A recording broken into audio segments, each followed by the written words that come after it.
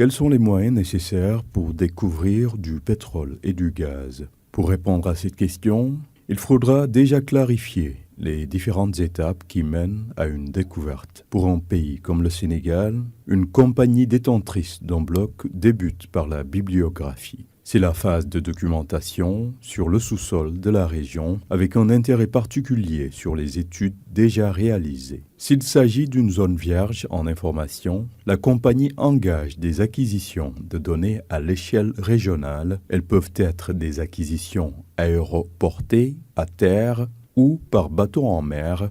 Après cette phase de reconnaissance régionale, la compagnie se concentre sur les zones potentielles pour trouver des hydrocarbures. Des études supplémentaires sur ces zones d'intérêt peuvent aboutir à des découvertes de pétrole ou de gaz ou en rien après des forages. De ce fait, la découverte de gaz dans une zone n'est pas connue d'avance. Ainsi, les moyens nécessaires pour parvenir à une découverte d'hydrocarbures sont globalement la sismique et le forage. Le premier est une échographie du sol qui permet d'identifier les zones suspectes d'accumulation d'hydrocarbures. Si la chance de succès est élevée, la compagnie peut programmer une campagne de forage pour vérifier cette suspicion de présence de pétrole ou de gaz. Ainsi, on parle de découverte de gaz que quand un forage a validé une accumulation d'hydrocarbures. Où se situent les découvertes au Sénégal?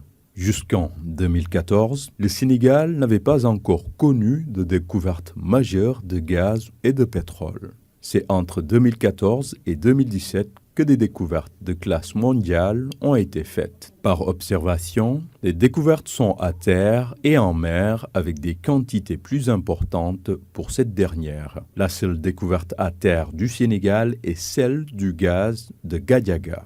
Les blocs marins profonds de Saint-Louis et de Kayar ont fait l'objet de découvertes de gaz. Au niveau de Saint-Louis, il s'agit de la découverte transfrontalière entre le Sénégal et la Mauritanie, appelée Grand Tortue Ahmeyim, GTA. L'exploitation de ce gaz a démarré fin 2024. Dans le bloc marin profond de Kayar se situent les découvertes de gaz de Yakar et de Teranga.